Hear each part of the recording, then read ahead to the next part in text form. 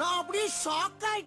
இந்த பிரபஞ்சம் அப்படிங்கிறது அல்லது கடவுள் அப்படிங்கிறது நம்மளை எப்படி கட்டுப்படுத்துறாருன்னா இந்த உயிர் சக்தியை வச்சுதான் கட்டுப்படுத்துறாரு. எவனோ ஒருத்தன் தப்பு பண்ணியிருக்கான், உங்களுக்கு கோபம் வருது, கோபம் வந்து அடுத்த செகண்ட் உள்ள சுகமா இருக்கா, பத்தி எரியுதா, பத்தி எரியுது. அப்ப சக்தி புறம் உறிஞ்சு விட்டுருவாங்க. எரிச்சல் வருது, சக்தி போயிடும். பொறாமையா இருக்கு, சக்தி போயிடும். பயமா இருக்கு, சக்தி போயிடும்.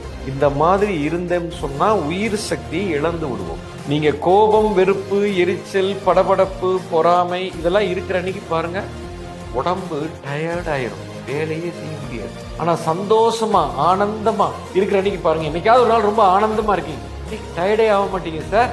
குறிப்பா ஒரு மனிதனுக்கு எப்பொழுதுமே களைப்பு இருக்கு அப்படின்னா உணர்வுகள் தவறாக இருக்கிறதுன்னு அர்த்தம். அதை உணர்வை மாத்துங்க, அன்பா இருக்க தொடங்குங்க, நேசிக்க தொடங்குங்க, நன்றி உணர்வோட வாழ தொடங்குங்க. இப்போ உங்களுக்குள்ள சக்தி இருந்துகிட்டே